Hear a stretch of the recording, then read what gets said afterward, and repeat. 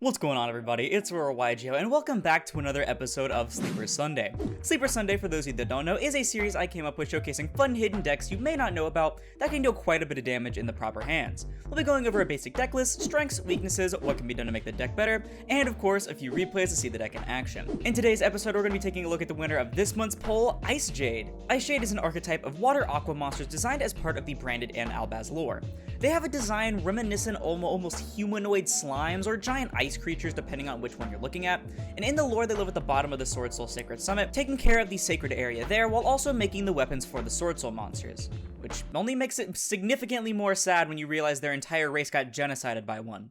Damn. They released in Burst of Destiny back in November of 2021, with several different support pieces here and there throughout the years, with their most recent official support being just this month in Cyberstorm Access. Their boss monsters primarily reside in the main deck, however their best one is actually their Synchro monster, which actually came out recently in Photon Hypernova, and their primary gimmick aside from being generic water support is the idea of certain Icejades equipping to each other and giving your monsters some pretty powerful effects. They also have a large reliance on their field spell in order to facilitate a lock that we'll get into as the video progresses. Starting us off, we have their original boss monster, that being Icejade Cosmochlor. It is a level 10 water aqua, they're all water aqua, so I'm not really going to mention that, with 1500 attack and 3000 defense that says if a face-up card is in a field zone, you can special summon this card from your hand. This is an inherent summon. You can only special summon Cosmochlor once per turn this way. While Icejade Synode Inion Cradle is on the field, monsters your opponent controls can only activate their effects the turn they are summoned. And if your Icejade monster battles an opponent's monster, that opponent's monster loses 1000 attack during that damage calc only. So Cosmochlor is a little bit interesting because it's a free, really large body, especially with a fat 3k defense, and that battle stat reduction is really good, believe it or not. But the main thing to know about Cosmochlor is, of course, the Floodgate effect. However, looking at it, you might realize, wow, this is kind of terrible. They're just going to summon something that can immediately out it, because they can still use the effect on the turn it was summoned. Well, they ended up remedying this with a card that we'll mention a little bit later, which ended up actually giving the Icejade archetype a little bit of backlash, because similar to Dinomorphia, it felt like, oh, they're just giving a really bad archetype like a massive Floodgate in order to make it better. They just slap a band-aid on there and say, it's fixed! But we'll get into that a little bit more later. Just note the reliance on the Inion Cradle field spell. I'm so tempted to call it Onion Cradle, but I'm pretty sure you're supposed to pronounce it Inion. Next up, we have Icejade Creation Kingfisher. This is a level 9 with 2500 attack and defense, and this is actually their first of the equip monsters that says you can target one monster you control, equip this card from your hand or field to it.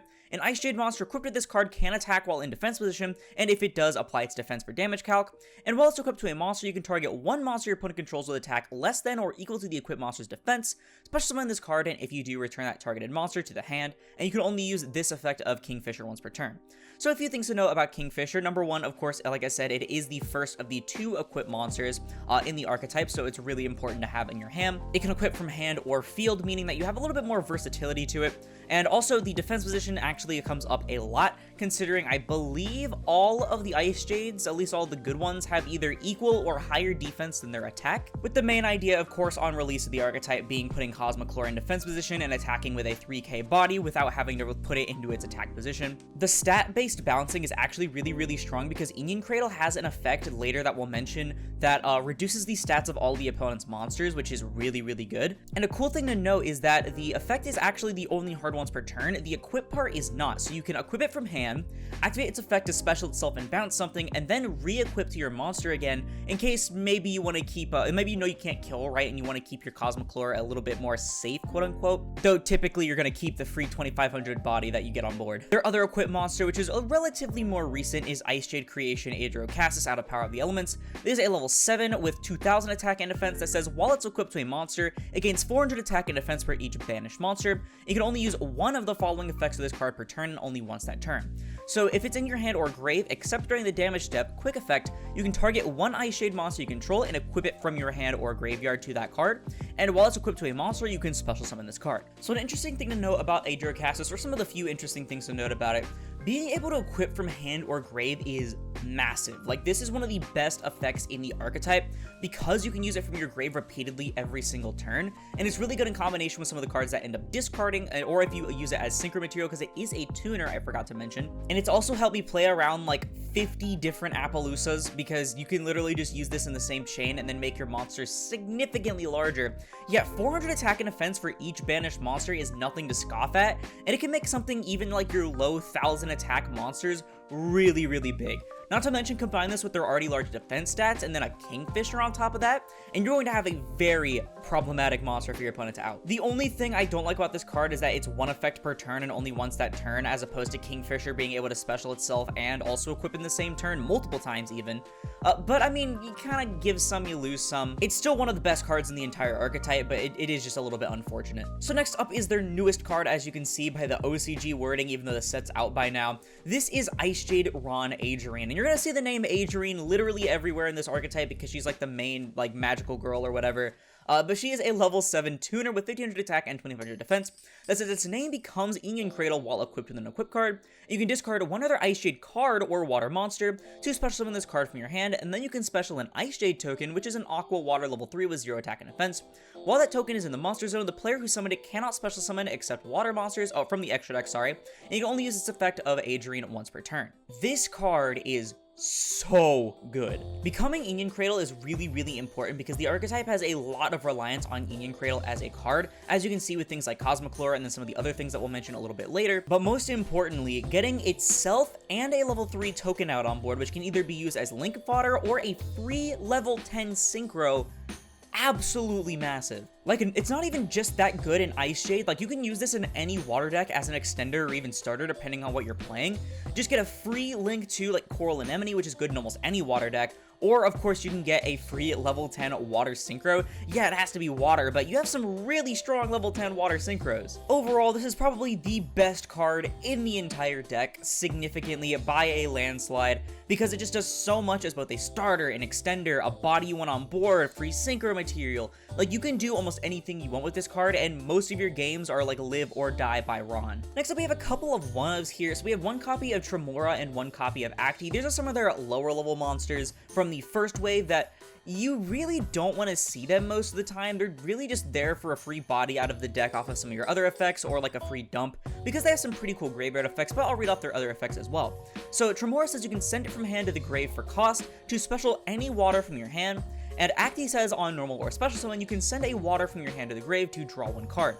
And then both of them have an effect saying if a face-up water you control is destroyed by battle or card effect while this card's in your graveyard, you can banish this card to special summon one Icejade monster from your hand or graveyard except another copy of itself. So these cards aren't really anything to write home about, at least not in this particular build. Acti isn't that great because we're playing Prosperity, and so and also you'd rather normal summon one of your other ones that we'll get into in just a second over here. And then Tremora is actually not a bad card, but most of your things can already get themselves out of hand for free, or you'd rather have them in the grave or something, so it doesn't really do too much, but it is significantly better to draw than Acti. But mostly, if you're just going to dump them or special them for free fodder and put them in grave for their graveyard effects later, just so you can have some more Icejade names so you're not relying on just the 3-ofs of everything else. Speaking of 3-ofs, we have probably one of the most important monsters in the entire deck. This is Icejade Adrian, which I believe came out a little bit after all of the other initial wave. Yeah, I think she was in Battle of Chaos or something like that, but this is, of course, Adrian herself. This is before she ended up, I don't know, I guess being animated. I have no clue what happened there. But she is a level 3 with 1000 attack and 2000 defense, and she is a non-tuner, by the way. Keep that in mind for all your level 7 tuners. It says on normal or a special summon you can add one Icejade spell or trap from your deck to your hand. When your opponent activates a card or effect that targets this card or targets this card for an attack, quick effect, you can activate this effect. The next time this card will be destroyed by battle or card effect this turn, it is not destroyed. Also, special summon one water from your hand or grave except Adrian, but return it to the hand during the end phase, and you can only use each effect of this card once per turn. This card is really strong for a multitude of reasons. So firstly, of course, being able to search for any Icejade spell or trap when your spells and traps are like the lifeblood of your deck, really important, especially grabbing something like Onion Cradle or one of the really important cards that we'll get to a little bit later. But the second effect is actually like a sneaky good kind of effect, because a lot of people don't really pay attention to it, so they're gonna hit this card with something like an Imperm, Effect Veiler, etc. So yeah, while you're definitely going to get it negated still, you're getting a free body from your hand or grave, which could be one of your level 7 tuners, to get you a free level 10 synchro on board anyway, and keep in mind that won't lock you into waters, meaning you can make some really strong cards like Baron de Fleur. Because of this, she's actually not a bad card to even even end on just sitting there doing nothing, because again, a lot of people don't really expect that effect, or they don't really think much of it when you activate it, and so you can just get some really nice advantage off of that. So that's actually it for all of the monsters. We're only playing Icejades, we're playing no other water engines, no like monster hand traps or anything. I wanted to play as pure of a build as possible. Also, I did get this build from another YouTuber. I believe his name is Gordon Ree or something like that. I'll have it in the description below. I do apologize if I messed up the name, but be sure to go give that video some love. It is a really well made deck profile. But moving on to the spells, so it's always been Onion Cradle this, Onion Cradle that. Well, how about we actually see what this damn card does? So this is their field spell that says when this card is activated, you can add one of your Icejade monsters that is banished or in your graveyard to your hand. Once per turn, if a monster is normal or special summoned except during the damage step, you can target one water monster you control. That monster, along with any face-up monster your opponent currently controls, loses attack equal to the targeted monster's original attack until the end of this turn, and you can only activate one of this card per turn. So this card's both good and bad. So on activation, the recursion is really nice if you can actually access it. Sometimes you have to activate this card first to get your plays going, like by specialing a Cosmoclore or something like that. And so you might not even have a target, meaning it's a little bit of a waste, but it can be some really, really nice recursion for cards like Ron. And the second effect is a little specific, so it's really good in combination with things like Kingfisher or going for an OTK by using something like, for example, your Ron. You make it and all of your opponent's stuff lose 1500, but then you just go into a synchro anyway, so you don't have to worry about having a 0 attack monster. You can also use it on your opponent's turn, so anything that might be stat related could also be affected there. And it's actually pretty decent in combination with Adrienne, because even though she's at 0 attack and your opponent's definitely going to want to attack into her, you can just use the effect to prevent it from being destroyed, so you'll take the damage, but you'll still get some free advantage from your hand or grave. So it's definitely a little bit specific at times and can feel a little bit weird, and I kind of wish it was a different effect or had a third effect on top of this. But, I mean, it's not really like the worst field spell you can play, so the over-reliance on it isn't the most horrible thing, you know? Because of this, we're also playing one Terraforming, and I'll just mention it now, we're also playing one Metaverse. Metaverse can actually be really solid, as you'll probably see in one of these replays. I don't remember exactly which one it is, but Metaverse came in massive clutch compared to something like Terraforming. For their other spells, we're playing 3 copies of Icejade Cradle. It simply says, add an Icejade monster from your deck to your hand with a different name from the cards you control or in your graveyard. The restriction feels really bad. Like, I don't even know why they had to have that. I think it was just for lore reasons specifically, so you could banish them, and then like, oh, you use their effects properly, you banish them, so now you can search another copy. Yeah, but now I can't search my really good cards if they're already in my graveyard. But it's a soft once per turn Rhoda, so I mean, there could be worse cards. Alright, so I've been ranting about this one random card like over and over again, and that random card is Icejade Curse. So this is a card released out of Dimension Force alongside Rexstorm, funnily enough, which is why the two decks were connected. And this is a continuous spell that says while an Icejade monster and Onion Cradle are on the field, your opponent cannot activate the effects of monsters that were summoned that turn. When a monster is destroyed by battle involving your Icejade monster, you can target one of those destroyed monsters, inflict damage to your opponent equal to that monster's original attack. You can only use this effect of Curse once per turn. So this is the card that made the archetype go under a lot of controversy, because it was at the time where Konami was in fact giving a lot of really bad or really mediocre archetypes just really absurd or annoying floodgates. Didn't even make the deck very good, but it still just made it like really unfun to play against, right? Because this literally took the bad part of Cosmoclore and just slapped a band-aid over it. Like, yeah, now you have the full lock when they could have just had the full lock in the first place or some other effect, you know? But it's actually a significantly better and easier lock to pull off than Cosmoclore. So because Cosmoclore, you actually have to have the field spell out in order to special summon it, or a field spell on the board in order to get it on board, as opposed to something like Ron getting equipped with something and then becoming Onion Cradle so you can use it alongside the Curse, which is a really prominent thing you'll probably see in these replays. Also, the second effect is really, really good, because while it is a hard once per turn, it is going to make you significantly easier at OTKing, because OTKing is something this deck is really good at, surprisingly. We also have 3 copies of Icejade Manifestation, which also came out in Photon Hypernova, I believe. This says if you control a water monster and your opponent has a monster on their field or graveyard, take one Icejade monster from your deck and either send it to the graveyard or special summon it. And if a face-up Icejade monster you control leaves the field by an opponent's card, except by being destroyed and except during the damage step, you can banish this card from your graveyard, then target one card your opponent controls and banish it. And you can only use each effect of Manifestation once per turn. So this card is both really absurdly broken and really, really bad, because it's similar to something like Triple Tactics Talent, in that it's either the best card in your hand or like the most unplayable garbage you've ever seen. Because on one hand, you have to have a water monster and your opponent has to have a monster on their field or in their graveyard, which could be a hand trap or something like that most of the time if you're using it going first. Also, the secondary effect not working during battle just feels really cringe, because Tremora and Acti work during battle just fine. But on the other hand, this is a free special summon or dump from your deck on top of being a free banish for like no good reason at all. Not to mention, if you really can't use the first effect, you can just discard this off of Ron because it's any Icejade card, and then have this effect in Graveyard Live, similar to something like, what is it, Wind Pegasus? Wind Pegasus at Ignister, where your opponent doesn't really think too much about it, or like they have to play around it, so it can end up screwing them over when they're trying to play through your board. Or also playing 3 copies of Prosperity, because your extra deck isn't really that important in this archetype, and it only really conflicts with Acti, and you really want to grab things like your Field Spell, or your Curse, or your Ron a lot of the time, so it's really good to have this to search for anything specific. And then we're also playing 1 Called By because it's Called By. And then their only trap is Icejade Erosion. This is a continuous trap that says you can target 1 face-up card your opponent controls, destroy 1 Icejade monster you control, and if you do, negate that targeted card's effects until the end of this turn.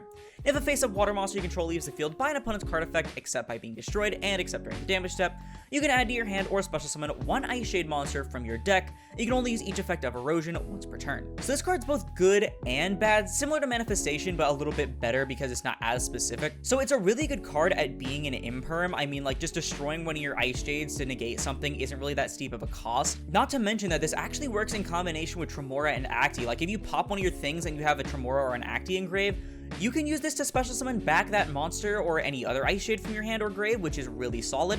Though admittedly, it is kind of annoying that you have to destroy because it does conflict with something like your Geimer, which we'll get to a little bit later. But I mean, hey, it works on any face-up card, not just monsters, so really solid there. And the second effect, again, while it's a bit more specific than like a Tremora or Acti, sorry, it's more like Manifestation, it's still the potential to get a free Rhoda or E-Telly from your deck, which can be really good in combination with something like Adrienne, because not only are you getting the Search and a 2k body on board, but you're also getting her protection effect as well. Overall, pretty solid card. I'm considering bumping it down, or not bumping it down, dropping it down to 1 copy because it is kind of annoying to draw sometimes when you can just search it, and playing 2 doesn't really feel necessary other than discarding it off of Ron.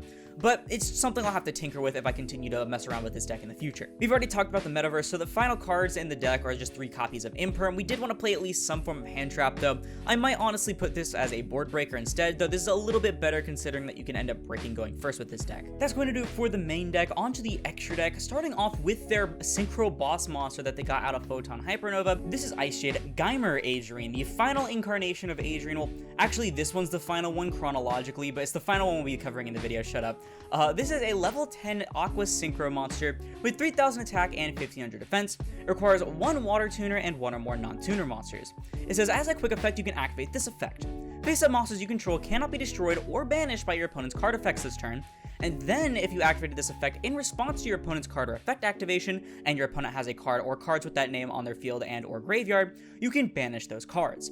And if a card is banished by your opponent's card effect while this card's in your graveyard, except during the damage step, you can special summon this card, and you can only use each effect of Geimer Adrienne once per turn. So this card is actually surprisingly strong on top of being generic.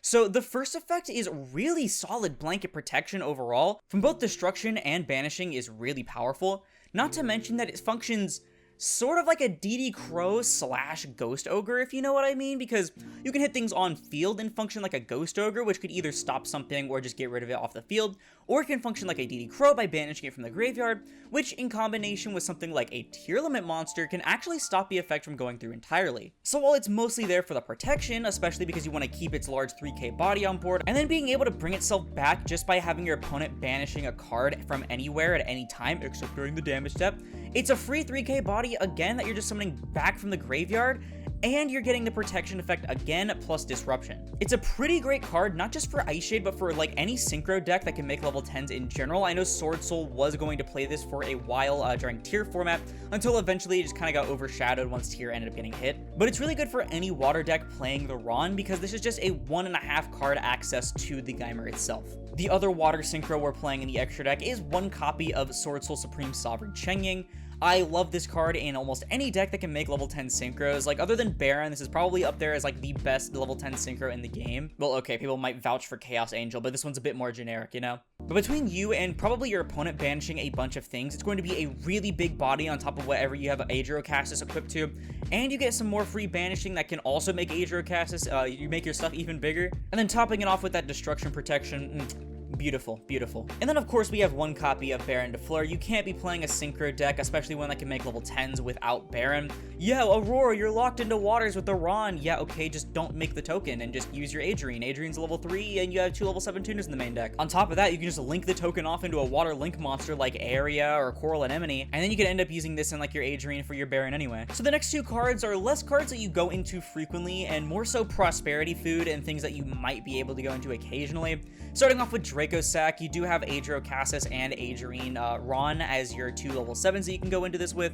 I've never made this. Same with Infinitrack Earth Slicer that you can make using, I think it's just Kingfisher, right? Yeah, so you can make this off of 2 Kingfishers, but again, mostly prosperity food. I don't make this, but you can if you need to in a pinch. And then also 2 copies of Gustav. We're playing 2 of this and 2 Geimer because of prosperity, but you can also make them twice anyway. You're playing a significant amount of level 10s between Cosmoclore, Geimer, Adrian, Shengying, Baron. Like, you can go into this after dealing 6k really easily, and it just helps making OTK in this deck so much easier. And then of course we're playing just 1 Zeus because, I mean, might as well. We're playing a decent amount of Xyz monsters, right? We're also playing 1 Area in the links because it's the Water Charmer link. We're playing Coral Anemone because you can summon back things like your Ron, your Geimer Adrian, or sorry, just your regular Adrian. I keep mixing up, there's too many Adrians, you know. Summoning back your regular Adrian and getting a search, summon an Acti to get a draw. You can even summon back a Cosmoclore to get your pseudo lock live again. We're playing 1 of each of the Nightmares because they are generic removal cards, and 1 access code because, I mean, it's access code, why not? And that is going to do it for the actual deck profile itself. Again, shout out to the person that actually made it. I'm not going to try to do the name again because I'm probably going to butcher it, but they will be in the description below, so be sure to check the video out. Onto the things in the side, or the side quote-unquote, that we either could play or just don't play because, man, we really don't need to. Icejade Tinola is their other level 4 monster. This is, of course, a level 4 with 1000 attack and defense, similar to Acti, that says you can, sorry, let me go back to it. You can send 1 card from your hand to the grave, then target 1 water monster in your grave, send this card from your field to the graveyard, and if you do, special that targeted monster, and it has the same graveyard effect as Acti and Tremora. So this card is kind of bad, because it's literally a monster reborn, but you have to neg to do it. Because you not only have to send a water from your, or send a card from your hand, sorry, and itself just to summon a monster. Like, why would you do that and not just play Monster Reborn or something? I don't know. We also have Gameciel in here. Someone recommended me to play like a Gameciel Kyoto Waterfront package, and maybe if they weren't all water aquas, I'd probably see it because, I mean, I usually use Gameciel as a small world bridge in almost any water deck, but it doesn't work in this deck because they're already aquas. Usually use Gameciel because the other ones aren't aquas. So unfortunately, Gameciel is probably just something I would put in the side, or maybe a copy or 2 in the main, not for being able to use Kyoto, but just because it's a water kaiju. We also have a frog package that you could play. If Ronin Toden wasn't banned, I would absolutely play a frog package in this deck with Ronin in order to make Totally Awesome for a free Omni Negate because they're all water aquas. But you can't really do that with Ronin God now, can you? I know Mermail and Atlantean are both really popular engines to play with this archetype. I really wanted to play it pure again, and also I don't really want to desecrate my Mermails with this. Why would I ever do that? I love Mermail too much. But it's definitely something I could see doing. And then also Upstart Goblins in here because that'd probably be what I would cut the other copy of Erosion for if I wanted to play the other 40th card, because I don't think 2 copies of Erosion is like the most important thing. Before we get into the replays, I do want to give just a quick mention to my Patreon, where for just a small amount of money per month, you can get access to some really cool features, such as a shout out in every single video, potential early access to videos, free exclusive use of all of the card art PNGs that I use for my thumbnails, live duels, etc.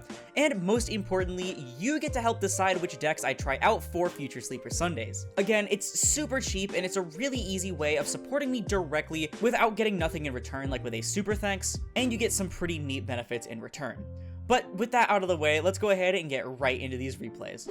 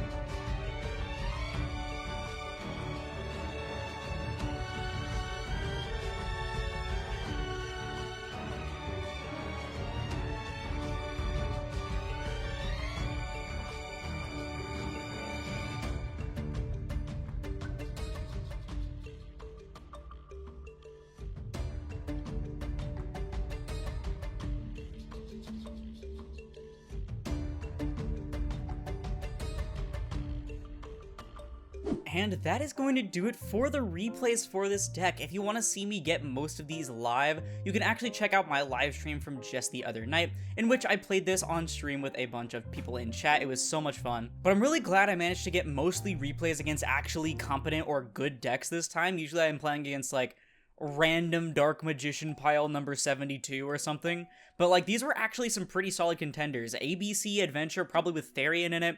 We had Math Mech, we had Branded, all sorts of things like that. I think it was a pretty cool showcase of what the deck can do. But with that out of the way, let's go ahead and get right into the strengths. So being fairly generic water support overall means that theoretically the archetype is pretty splashable with just about any other water archetype, with some of the most popular being Atlantean, Ice Barrier, Mermail, even Penguin. Cards like Tremora and Ron function as fantastic extenders for just about any water deck, and Geimer is a great level 10 generic synchro all around, meaning that even if you don't focus on the Icejade side of things, the archetype can still find a home outside of the Onion Cradle. Having access to both main and extra deck boss monsters means you're not really restricted when you're locked out of one or the other by certain effects, so you can have some more flexibility through certain floodgates or restrictions accordingly. Between the recursion from Onion Cradle, as well as the floating of Tremora, Acti, Azurine, Geimer, and Erosion, the graveyard effect for manifestation, and Cassie's being able to be used from hand or graveyard, the deck has a lot of comeback ability and recovery potential, making even some of the most desperate games able to be brought back to your favor by a simple destruction effect. Finally, between the raw attack stats, the extra beatdown given by Cradle, Cassie's Curse, and Cosmo,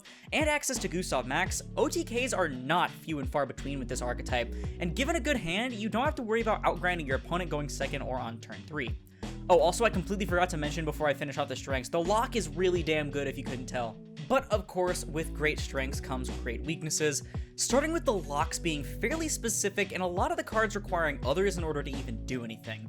The deck isn't the most consistent we've covered in the series, that's for sure. You'll end up with hands like Cosmoclore, Cassie's Curse, Manifestation, and Erosion, and there's really nothing you can do except sit there and take it. Plus, the end boards that the deck sets up without the lock aren't really anything to write home about either. You'll usually end on like Geimer Pass, maybe with a Cassie's equipped, and if you're really lucky, an Azurine and an Erosion, and that really doesn't do very much. Sure, the lock is really, really good, despite having outs, but without it, you'll end up as a one-trick deck with nothing else to show for it if you can't pull off that one trick. And speaking of the lock, this deck is way too reliant on this field spell. Like, maybe if there was a field spell like Union Hanger, Light Stage, etc. that was really, really good, then sure, but all it does is act as recursion you might not even get depending on the timing of which you activate it, and a pretty specific stat reduction tool. Sure, Ron can make yourself become the name, so it's fine, right? Well, it would be if Cosmoclore didn't require specifically a field spell and not Onion Cradle in order to special summon itself. Meaning that even with Ron's effect alive, Cosmoclore's going to probably be staring at you in your hand and calling you an idiot and telling you to play a different deck. So how are we going to make Icejade better? Well, this one's a bit tricky as the first season of Albaz lore is basically over, and the Icejade storyline is kinda over along with it. So I don't even think it's likely we'll get like maybe even one or two, if any, support pieces at all in the future for this archetype, so take anything I come up with here with like a grain of salt. So the biggest thing I'd say they need are some more good low-level monsters, or at least one. Acti doesn't really do anything, Tinola's a worthless neg, and poor Adri needs spinal surgery after carrying the entire archetype on her fucking back. Even just one more level 3 to help with swarming and synchro plays would feel really, really good, especially if you could get on board by, say, banishing an Icejade card from your graveyard, meaning you get free bodies on board while Onion Cradle is still live to add back that card to the hand. As for the other effects, well, to be frank, I don't know, just give it something usable. Speaking of the topic of synchro monsters, while Geimer is really strong and Cheng-Ying is pretty good too, another level 10 synchro would feel right at home in the archetype. Maybe lore-wise, it can be like a rebuilt Cosmoclore because like Azurine's canonically rebuilding all the Icejades or something. I don't know, just another strong boss monster that maybe gives you some quick effect removal or something. Finally, another equip card, perhaps even an equip spell, would be pretty cool along with the equip gimmick. Give it like a set of useful effects while equipped. I'm thinking something maybe that reborns an Icejade on activation and then equips it to it directly, and then maybe giving it some protection and or removal. And honestly, that's all I can really think about, especially on the constraint of only a couple of cards overall. But like, I think Icejade doesn't really need too much more. It just has some glaring issues like a lot of other Sleeper Sunday decks have that can be fixed with like one or two really strong cards. I think they're one of the better archetypes we've covered on Sleeper Sunday, probably not up there with like Suship and Goaty, but definitely better than like gimmick puppet. I think the lock is really strong when you can pull it off, and even some of the other plays aren't like the worst in the world. It just has a few things that needs to be fixed, specifically like the consistency and the swarming potential, especially setting up things without the lock. But that is just my opinion because that's all I can say about Icejade. Let me know yours down in the comments below because that's going to do it for the video. If you liked it, please sure to leave a like, as I'll split this video and the channel into recommended. And if you like this content, you see more like the rest of my Sleeper Sunday series, remember at the end of every single month, I do have a poll going up on my channel in the community tab where you can vote on which of the 4 decks you want to see in the next Sleeper Sunday. Remember that Patreons for the $5 tier will have priority in telling me which decks to decide to play, though remember that's just what archetypes are going in the poll and not which ones are guaranteed for a Sleeper Sunday. But if you are interested in more of that, then perhaps consider subscribing because we're on our way to 5,000 subscribers by the end of 2023. Not to mention it supports the channel more than anything else and it's absolutely free. But once again, thank you all so much for watching and I'll see you in the next one. This is Aurora, signing off.